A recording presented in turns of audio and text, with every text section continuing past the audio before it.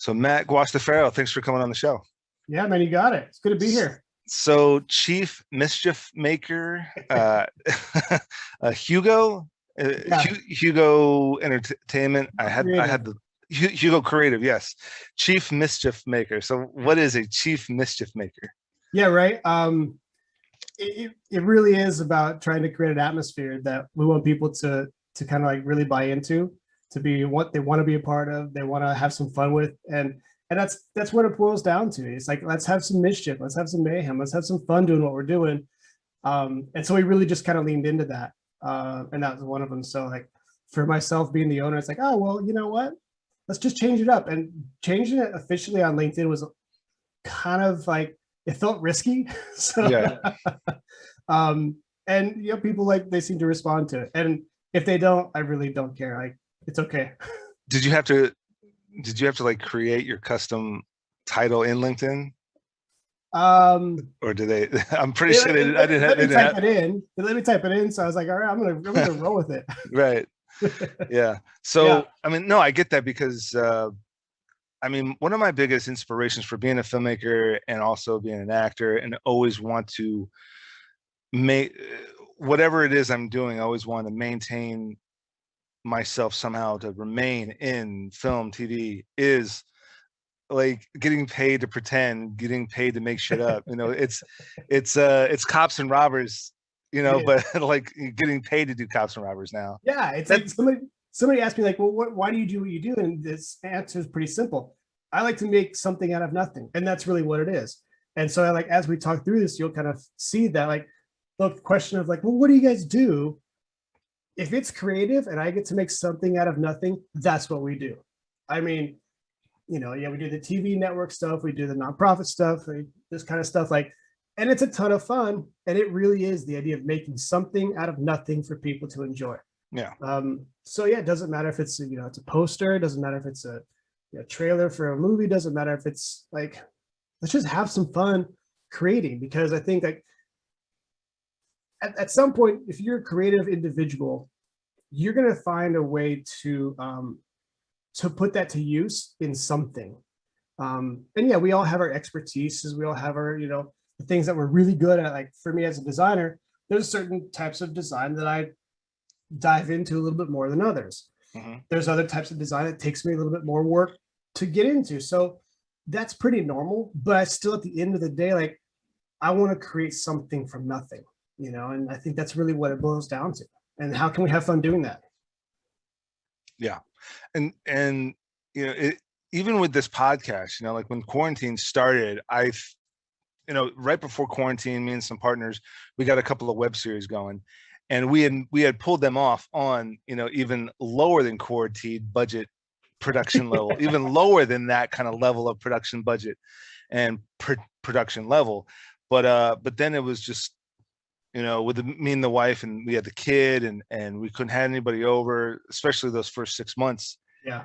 You know, like you said, making something out of nothing. I can put Zoom on, you know, I can couple with one software and another software, and it's just us chatting, but like with some simple graphics, you're creating this whole talk show from my basement and your living room, you know. Yeah, exactly. And that's really what it's ingenuity. Mm-hmm. You know, it's like, okay, what do I have at my disposal? All right, cool. And it really also boils down to, how can I find interesting people to talk to, you know, and hear what those stories are all about. Right.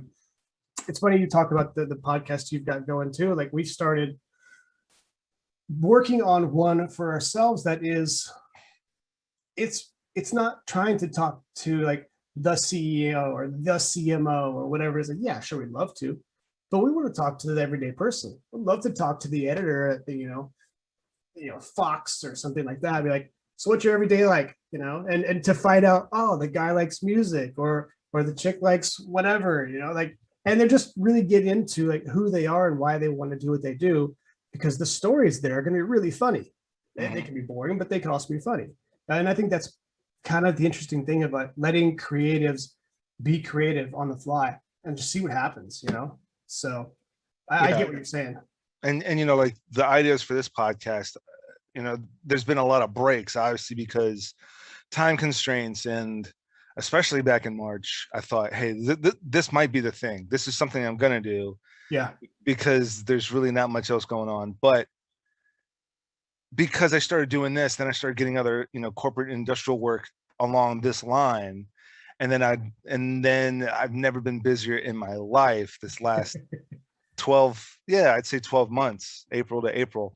Yeah. And then, and the other, stressful part was me and the wife brought a baby boy home. Nice. right before the quarantine. I think we brought him home the 5th or the 6th, and then the news was saying, on March 12th, shut your doors, hurry up, get all your toilet paper. You remember the toilet paper and the hand sanitizer? Yeah. So, but well, congrats, man. So you got yourself a 1-year-old now, huh? Yeah, like just a little nice. Over 1 year old now. Yeah. How about you? You got kids? I've got a daughter. She's 5. Yeah. And she should be napping soon right now. Yeah. So, I was upstairs cutting my own hair, and the wife was watching him today. And then I hear her scream, like, where's Gabriel? And so I run out, and she runs to the stairs, and he's crawling himself up the steps. Like, this is for the first time. And we're like, we had the steps blocked off. And somehow he weaseled away around it. He's ready to roll. I love it. And he was halfway up the stairs when she like ran right up behind him, and we just let him make his way up there. And I got like half a fro and half a buzz head. And I got like hair shards, and like I don't think whatever.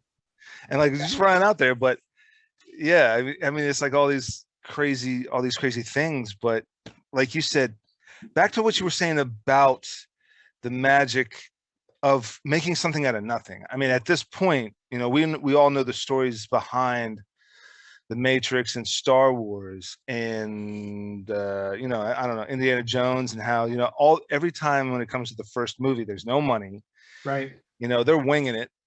They're trying to figure out how the hell to make this, that, and the other thing. But again, the magic is now. If I were to ask you, does Luke Skywalker and Han Solo exist? What would be your answer? Well, the answer is of course. Yes. To an extent they exist. And so that's the beauty of it's not so much, in my mind, it's not so much money, packing so much money in it. The Blair Witch to me exists because that movie was horrifying. Yeah. The Blair Witch exists to an extent, but it's not it's putting that heart and that imagination, that heart and soul into the creation of it, and not so much like we need more money. Yeah.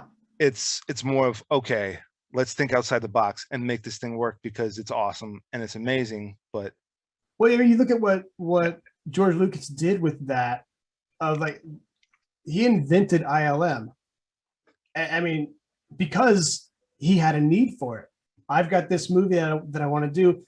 Nobody's ever made visual effects like this, so we're going to invent this thing. Right. And now, ILM is what is ILM. They're in the movie industry, you don't get any better than that for visual effects. So like, that's, to me, that's just such a huge, groundbreaking moment of taking this idea and just running with it.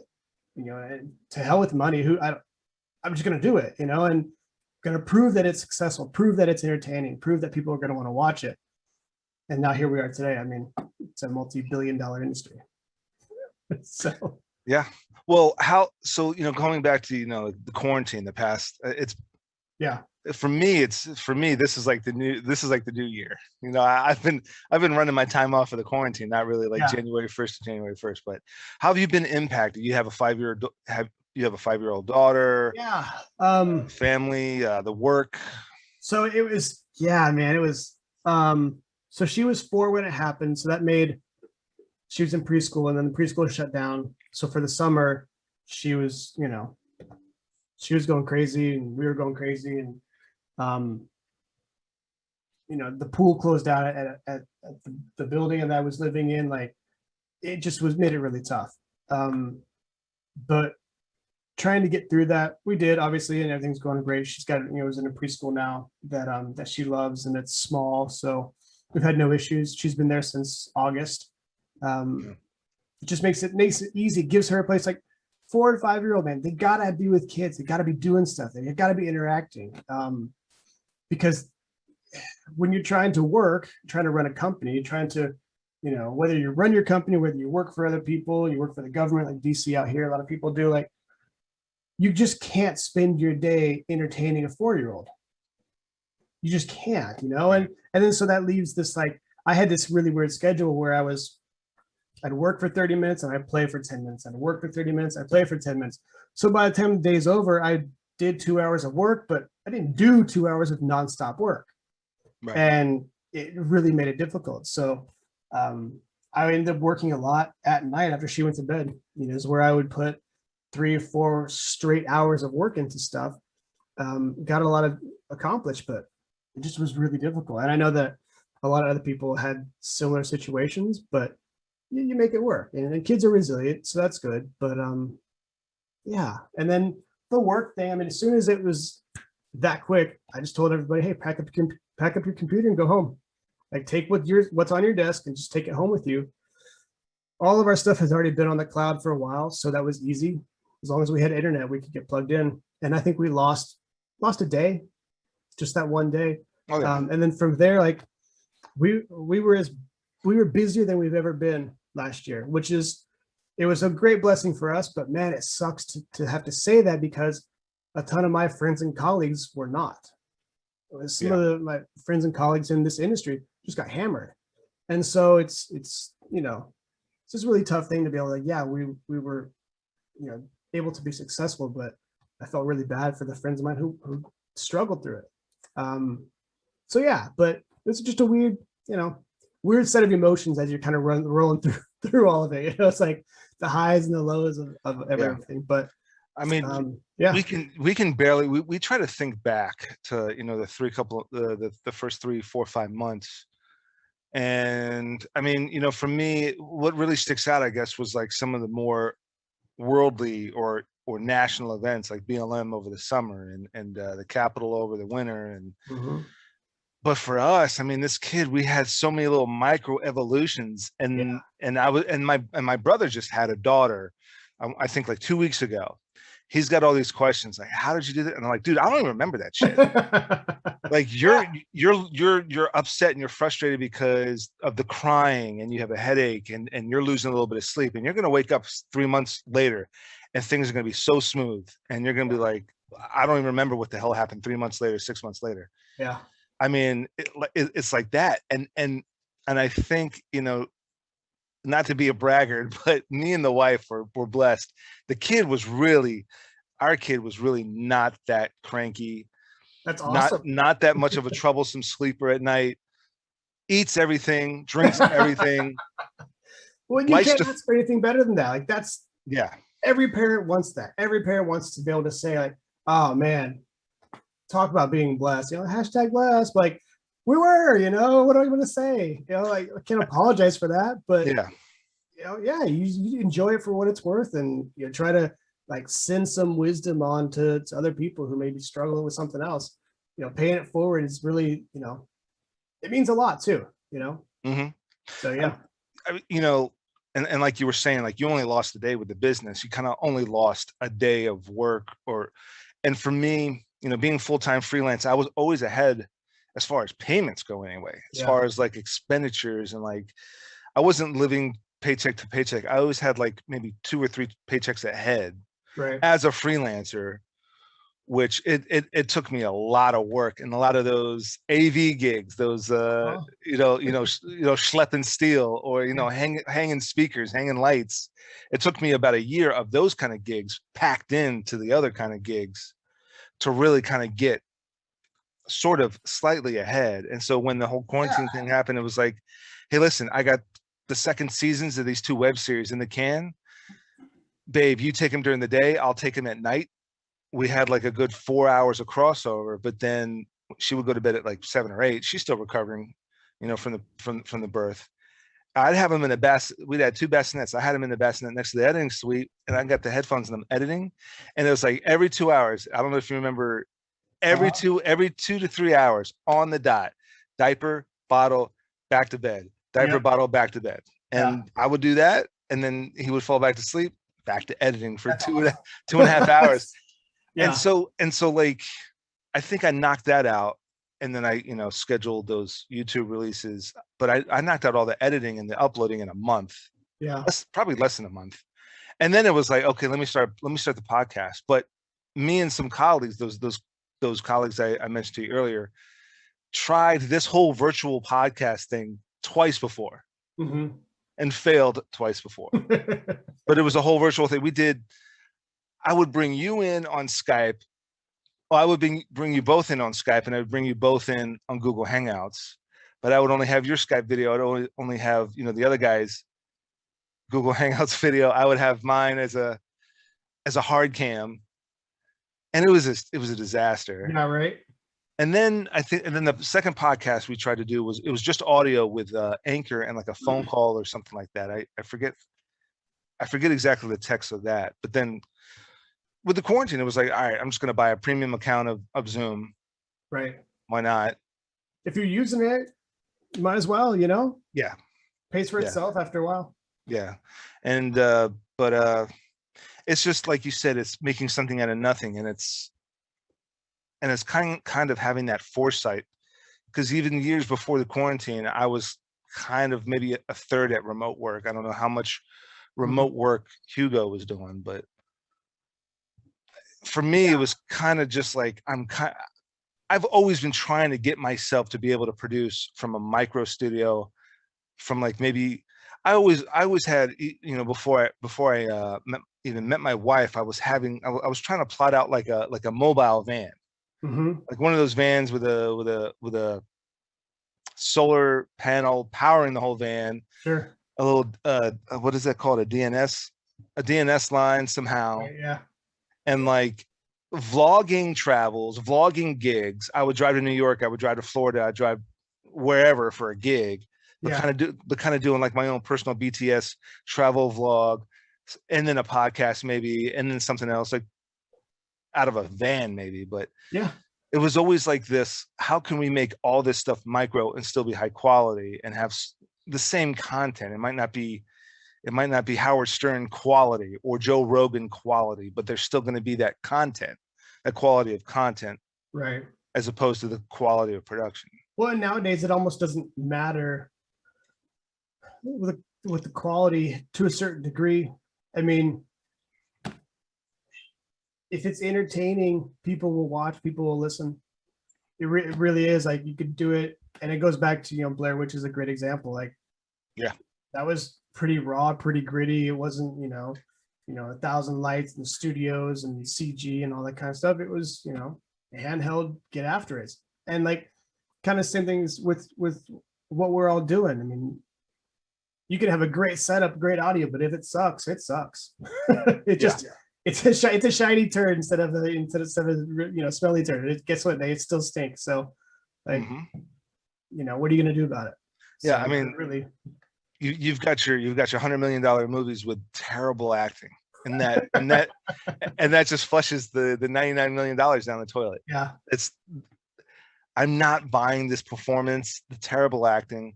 But then you have Blair Witch, and these kids are losing their minds. Yeah, because the directors were I think just the director and the producers were playing mind games on them, especially the girl. They were like they were being a little extra crueler to the female lead to really get some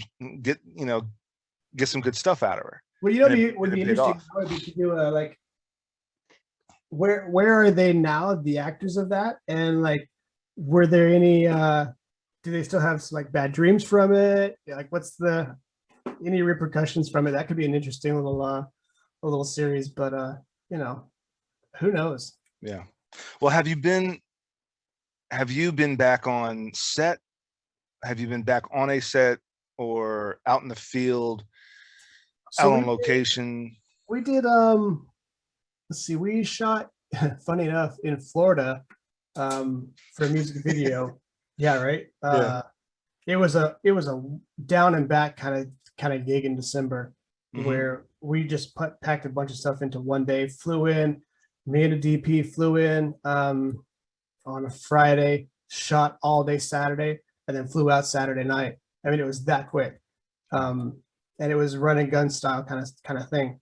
But we also did, where we went and shot a couple, 2 different times down in Central Virginia. Just went down there, producer and DP went down there, but you try to make it outside. You try to go through all the protocols that were necessary. It adds a solid day or two of producing on the front end of everything to get ready for those. But yeah, I think that there's some stuff happening still. I think obviously you got Hollywood's moving along. They're trying to do everything that they can to produce films and produce TV shows. But it's just, things just take a little bit longer now. Yeah. That's just the way that it is. And we're probably going to still be in this cycle for another 6-8 months or so. And I wouldn't be surprised if we go through this the rest of the year with some sort of protocol being followed on some way, but yeah, I think things are going to start to come back around pretty soon. Like last night, me and the wife started this documentary. We're halfway through it, The Last Blockbuster. Really? And it's a Netflix documentary about the last Blockbuster video store that's open. I think it's still open. That's awesome. Because Blockbuster had corporate stores and then they had franchise stores. Yeah. And so this is a franchise store that's still operating. But half the production's done with stick figures and little scale models of a Blockbuster store or what they did. And there's this really unique shot that they always reuse in it, where it's one of those old fat square TVs, 4x3 TV, yep, with a VCR on top, set right in the middle of an aisle of a Blockbuster, probably of that Blockbuster. Yeah. And then they're showing all, and then that, and that's in the shot. But then what's on the TV is the old 80s and 90s stuff that they're cutting back to. Yeah. And then they would zoom into that. And then they would talk about like all the owners, all the different CEOs of Blockbuster. And what they did was they used these little stick figures with a cutout of, like, I don't know, a newspaper cutout of them on this little stick figure, like, and then they did a scene with, I mean, they kind of look like Sesame Street Muppets. Yeah. They kind of look like Muppets. But it's definitely a PG-13 scene of when Netflix went into Blockbuster and said, "Hey, buy us out," and the Blockbuster laughed him out of the room or whatever. But talk about lack of foresight. But yeah, I know, right? But and there's another documentary, Playing with Power, the rise of Nintendo. And they did a lot of little scale model of a Japanese store, and then the first Nintendo store in LA or New York or whatever, and then these video game stores. They would do all these different little scale models, of toy stores that had all these NESs and video games in it. And then the last one, now I'm having a brain fart. I just totally forgot what it was that I saw. Oh, and then AC/DC during the quarantine just came out with like their 40th album. Yeah. Probably not 40th, but they just came out with a new album, and Powerage, I think it's called. Maybe not. But anyway, one of the music videos, everybody's in a different location. So they used this 3D camera, and Brian Johnson's I think in LA, and Angus Young I think is in Australia, and they're just in a white room with this 3D camera. But when they splice it all together, they're all in the same room. That's cool. But they're just lip syncing to the song, or air guitaring syncing to the song in a white room with this 3D camera, and it's all it's I would show it on here, but I'll probably get kicked. Make a note. I know, right? But it's this AC. I'll look it up just so that my 10 subscribers can look it up as well. AC/DC. Oh man, what the heck is this? It's not. Power Up is the name of the album. Power Up is the name of the new album. I knew Powerage. It wasn't Powerage because that's the name of their like their first or second album. So Power Up is their new album. They released in like 2 months, 6 months ago. And then Realize is the music video, Cool. all white room, and it's like, and there's a behind the scenes video of the making of and how it was done, and then there's Innovation, man. It's good stuff. I love watching that. yeah, and it's about thinking outside the box. I mean, it's what's the more important thing of a music video? Is it the song or is it the video? Ideally, it's both of them. If you do it right, Yeah, then one enhances the other. And I wouldn't even say which one enhances which one. I would say they probably simultaneously enhance each other. right. You know, like by the time the video comes out, you've already heard the song. You either like the song or you hate the song. If you like the song and the video is awesome, then they just kind of build on each other. The funny little twist is if you hate the song, but the video kicks ass, then you're like, oh, okay, it's not so bad now. Right. But also a bad video can really kill what could be a good song. Mm-hmm. I mean, if it just puts this visual in your head that you can't get out, you can't disassociate from, like, well, now I've got this really awful visual in my head for a song that I love. Right. Yeah. So it could kill a song. Yeah. Yeah, it could. It's just that's how. I mean, there's this like edge that we all walk when we're creating content, whether it's music, whether it's video or web or the written. I think there's this edge that we walk where, like, one side or the other, you can just kill it for a whole group of people. Mm-hmm. And that quick, you write one sentence that goes the wrong way in somebody's mind, the rest of it doesn't matter. You do one video for a song that's awesome, the video sucks, it just kills it for a whole group of people. It's just really interesting how opinions work for humanity, because we all just don't love the same things. Right. There's a beauty to that, but how do we take all that and still continue to move forward and be successful and decent? And that's opening a can of worms into something we probably don't want to go down right now, because that's not a whole lot of fun. But this isn't a political podcast. Maybe down the line, because I definitely want to do kind of expand on the show and have like a round table. Maybe there is some stuff we could discuss, but sure, man. That's for down the road. That's not for this one. But what's next on the agenda? What's the next set of goals? What's next on the agenda for Matt GUASTAFERRO? Did I say that right? GUASTAFERRO. Yeah, man. For Hugo, for the chief Mischief-Maker. So we're still moving along. We're hoping to add some heads this year. We're still all working from home, so our studio space is not being used. So we're probably going to try and sublease that or get out from underneath it, and then kind of reset. Figure out over the next 6 months, 8 months, what that looks like for the future. How many people need to be there. I think for me, it's still as the owner, it's still important to have some FaceTime. It's important to have those water cooler moments. It's important as a creative director to stand behind somebody and have a piece of paper next to us while we're sketching and talking, pointing and all that. You just can't do that in the same way on Zoom. You just can't. It's just not as efficient. Yeah. So for us, there is going to be that in-person component. Is it going to be every day? Probably not. If people are, if we're all local still, then easy to get to. Sure, we'll go in the office, but having that flexibility is going to be important, and I think that's a big deal for us in the next, like I said, 6 to 8 months. See what it looks like. But it really is just about continuing to grow. I mean, we did some fun stuff last year that we're pretty excited about, and we finished what we're calling our anthem. It's a reel, but it's not a reel in the true sense of the word. It just was something that it just needed to be something different. We all see the reel for the company, for the freelancer, whatever. There was some years ago, there was a freelancer that came out and did this really awesome reel for himself that kind of poked fun at the idea of a reel. And I remember telling my students, I teach at GW, remember telling my students, this is how you stand out.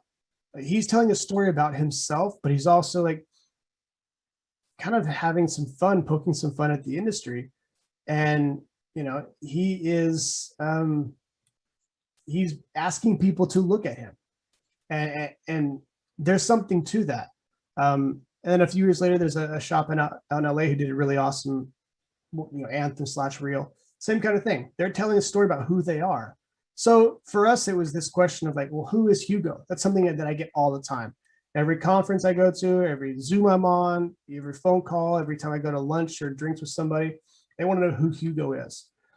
And so it was like answering that question. And that's what we essentially did for our anthem, was like, who is Hugo? And tell that story through our own work. Like, it's all custom done for that piece. And we're really excited about it. So I think building on that energy is something that we're pretty pumped about for the next, the rest of this year and then into the future. So yeah. And that's incredible. So, and I have to ask, and I know, but just so that you can explain. So, Love Your Butt. What's the deal with Love Your Butt? So, Love Your Butt, we did a few years ago. We worked with a Colon Cancer Foundation. March is Colon Cancer Awareness Month, and so we helped them for 3 years in a row with their campaign for the month. And it started out small, and it was this idea of no matter what you call it, get it checked.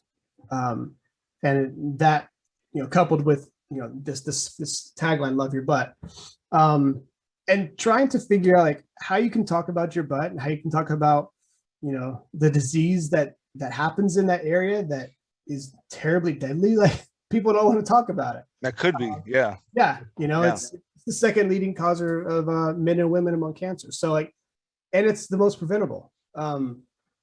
So I think that being part of that was really important, really fun for us. This is one of my favorite shirts ever. So it means a lot, and being part of that was a ton of fun. So the brainstorming part of that was where I was kind of going with it. It's like, how do you get to kind of job you have where you get to sit in a room and brainstorm the different ways to say butt without being crass and crude, but also push the envelope a little bit. And it would have been great to have a camera there while we're going through all that process. And that's that's what I get to do for a living. So it was a really rewarding client, and they're all friends and family now. So we love that, building that relationship. And I think that's really what it's about. I mean, yes, we want to have clients, we want that, but really at the end of the day, we want to work with people that are awesome. We want to work with people that we will end up calling family on some level. And I think that's what it's really about for us. Like, if you're not doing that, then what's the point? Right. There's so many shops like us. There's so many freelancers like yourselves, filmmakers and whatnot. You can throw a rock and find one. So what makes you different? And for us, one of the things that's really important, and this is probably doesn't make us that much different from anybody else, but it's important for us is to build that relationship. It is to honestly be able to text somebody and be like, hey man, how's it going? Not about work. I don't give a damn about work. I'm going to email you in 2 hours about work. I'm not texting you right now. I want to know how's things going? When are we going to have a beer? How's your kid? Kind of stuff. And I think there's something important to be able to try to get to that level. And not everybody does, but at least they want to know that you give a damn. Right. And it's really that simple, but it's, at least it is for me. Absolutely. Yeah. And earlier you raised a good point about you do want to have these times where you're connected with your crew, your clients, your office, your employees, your staff, whatever, however you address them, but you want to have that water cooler meeting every once in a while. You have to have that sit down next to each other over somebody's shoulder with the notepad.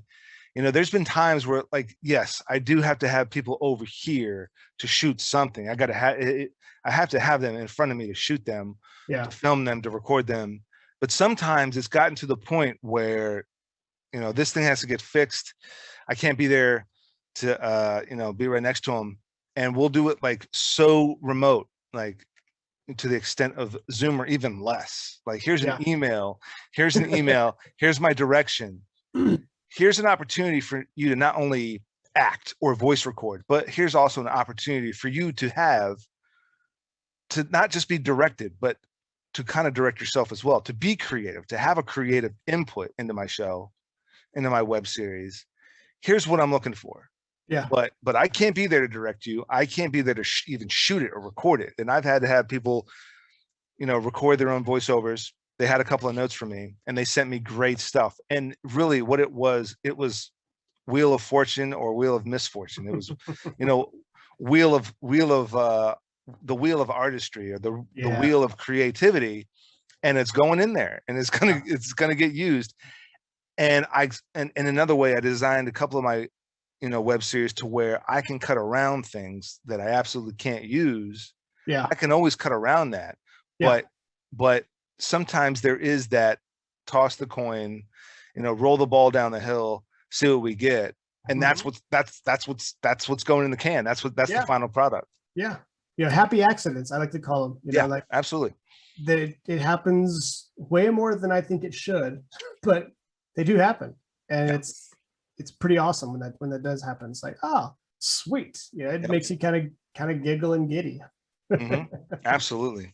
Absolutely. Well, so, offline or maybe online, we were talking that, like, now that it's April, that's kind of like the new year. I was telling you, like, for the last year and a half, really the pandemic has been like my measuring stick for what year it is. But it's probably, I think in old terms, it's probably too late. What is it, April now? It's probably too late to say Happy New Year. Is it? Would you call it too late? No, never. So if it was December 1st, 2021, and I said Happy New Year to you, is that too early or too late? No, you know what? It depends. Right? You're having some fun with it. I don't care. So, well, with that in mind, what's the new you? What's the new normal new you? The new year, new you. Everybody talks about, when it's new year, there's going to be this new year, new you. But on top of that, what's the new normal new you? The new Matt? It hasn't actually changed very much. So there's some obvious changes, the physical changes. We've all talked about that, not working in the office, being at home and blah, blah, blah. But in terms of other things, like, I'm usually a pretty steady guy. So yeah, this was annoying, but like, you still got to do it. You still got to get up every morning. You still got to put one foot in front of the other. So, and that's kind of the way, like, that I try to live my life in general. But it was never more true than this year, where it's like, you legit have to go 1 minute at a time. Because if you start to try to think too far ahead, you're going to get overwhelmed with the fact that I don't know what the bloody heck is going to happen. Yeah. So, like, I can either worry about it until I am incapacitated, or I can try to be a little bit more measured about it, really go one day at a time. It's, and I understand the context is different for everybody. Look, I didn't have anybody that gets really sick from it. I didn't have anybody that died from it. Like, it's much easier for me to say that. And I understand the bubble that comes from. But I still think it's about that very measured approach to life, enjoy the hell out of it, but also, like, take it for what it is. Take it for one day at a time. Like, it doesn't do to worry about something that hasn't happened yet. So I think that's a big one for me. And like I said, it was never more true this year than ever, but maintaining that, as we start to see this light at the end of the tunnel and everything, like, we don't want to get so worked up where now it's like we've forgotten about what got us through the last year. I think that's a big thing to keep in mind. So for me, that'll be, what is that continuation of what was normal? What does it look like? That's what it looks like. I mean, you hit the nail on the head. I actually have a big calendar, but I use Postit notes on that calendar of to-dos. And of course I have reminders, in my phone, but I keep thinking, like, man, I need to hurry up and do this.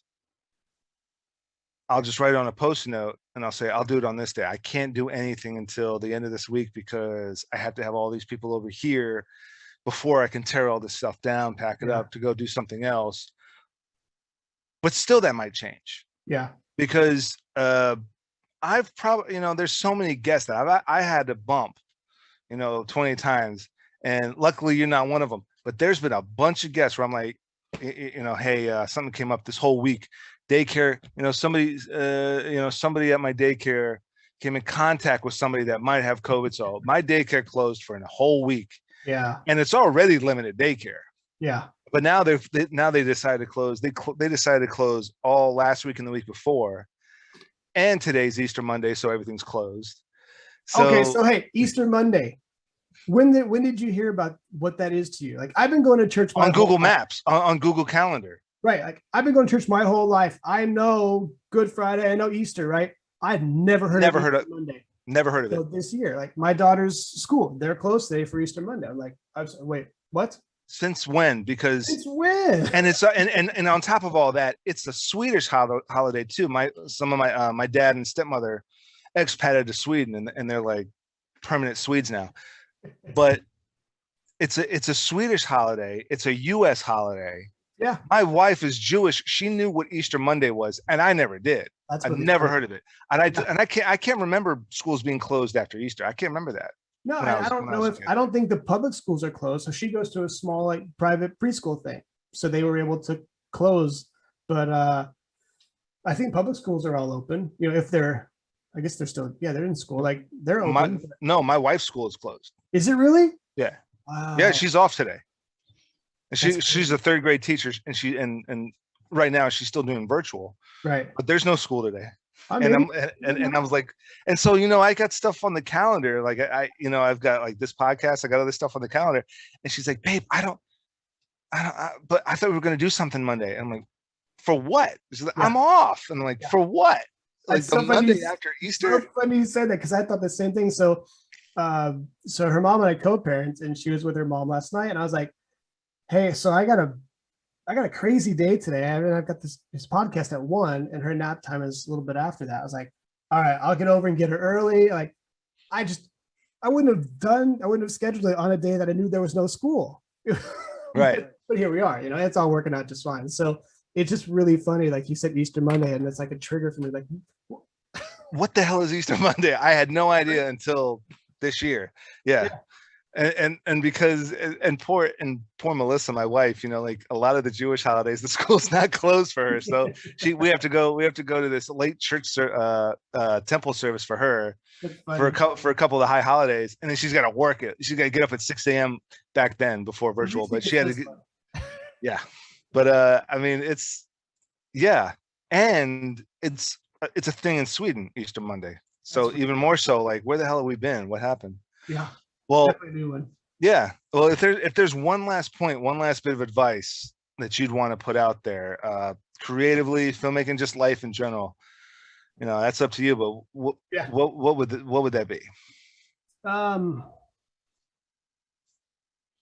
Yeah, advice is a funny one. I mean, it's and I touched on this a little bit earlier, in the idea of understanding the context of other people and what they've been going through.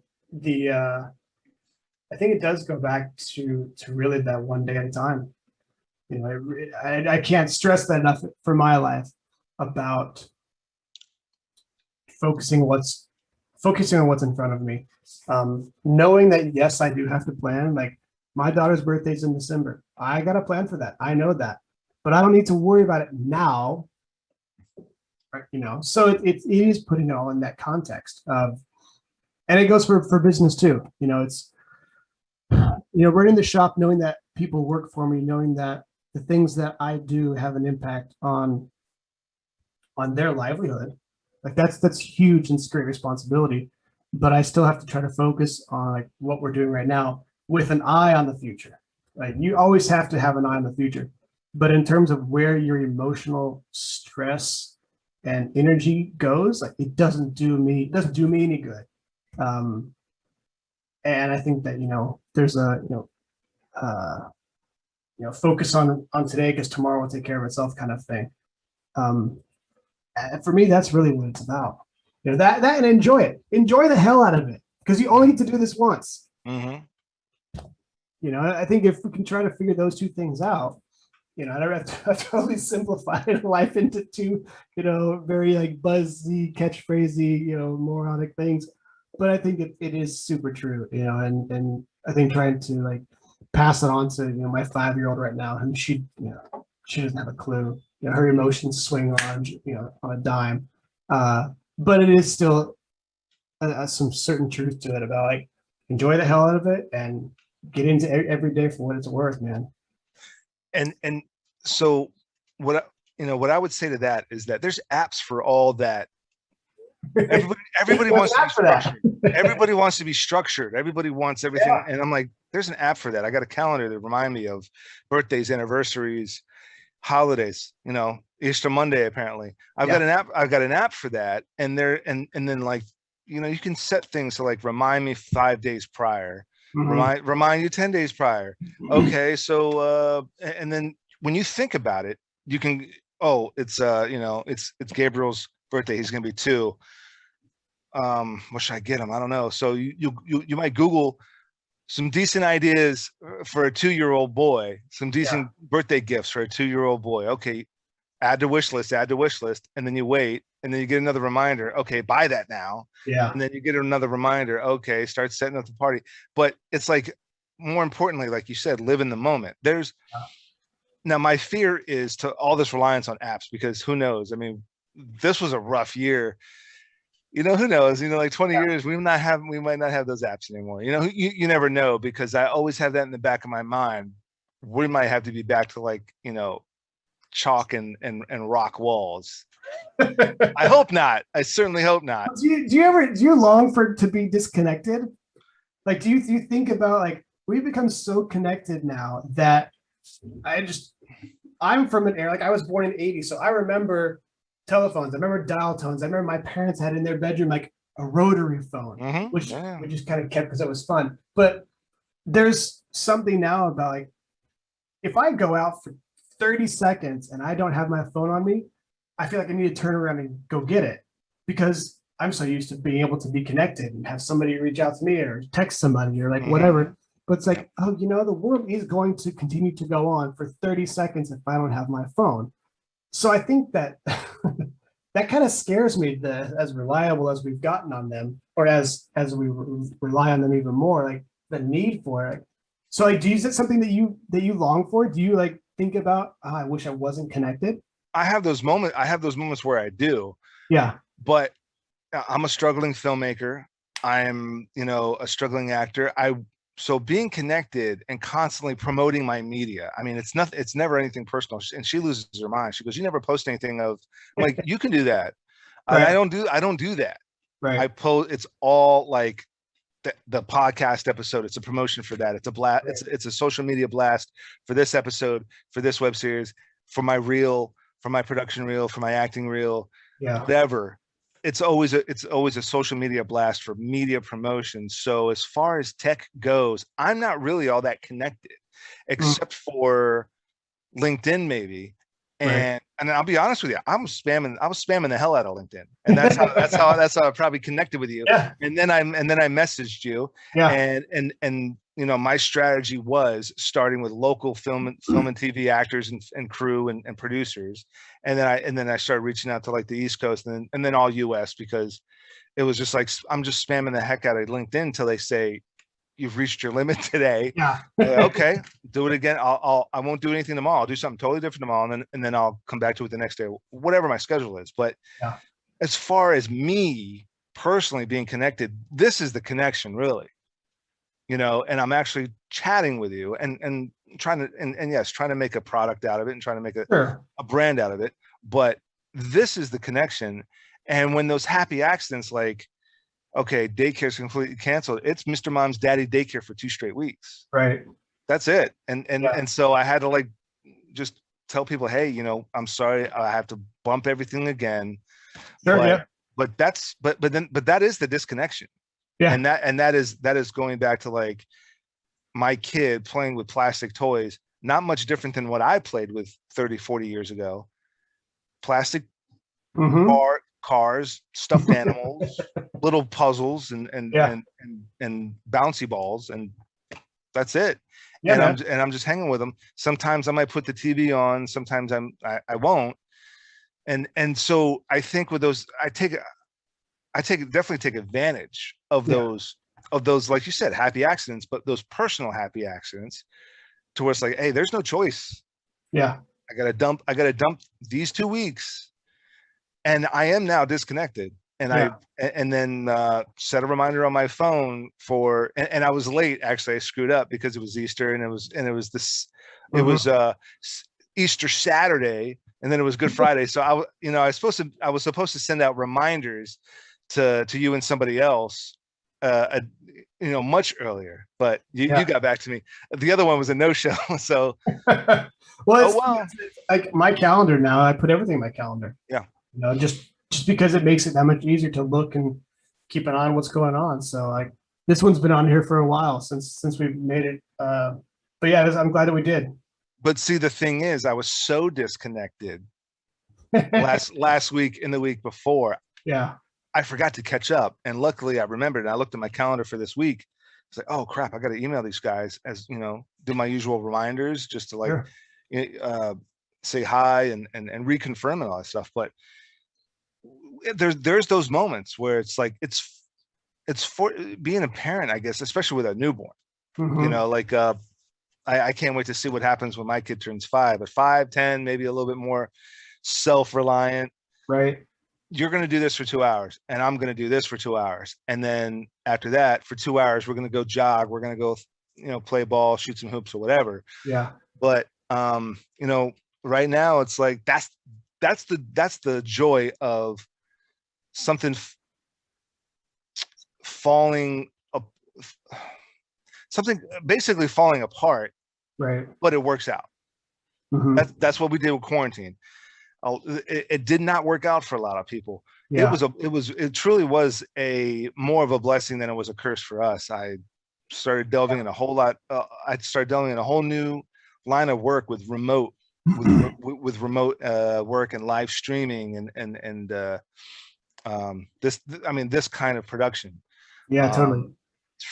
The kid, it's like everything I had in the can. I was on all these different gigs. I couldn't touch on any of the passion projects that were in the can, and I knocked out half of them during COVID. But then the kid took a lot of time, and then there's no daycare, and then there is daycare, then there's no daycare, and other things, and other crazy, unavoidable life events.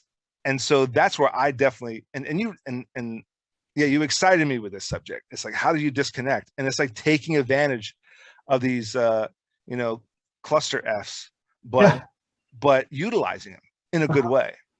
Making the most of it, because life is going to happen. Whether you're ready for it or not, life is going to happen, and like my mom has this phrase ish, where it's like, everybody's replaceable. And in the context of life happening, is like, things are going to move forward, whether you're ready for them or not. And if you aren't ready for them, somebody else will step in and do it. And so I think, like, thinking about that day-to-day thing is being ready in a moment's notice to be able to, like, jump in to do whatever it is when it presents itself.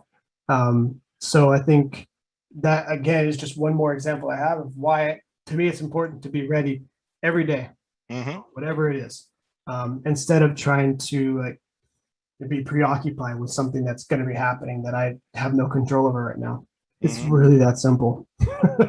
Yeah, we got a new dishwasher, and this thing was a curse for, like, I don't know, the first whole freaking month. This thing would not finish a cycle, and we called. We made calls for the warranty. It was under warranty. They sent out a tech. He comes in, does something, still doesn't freaking work.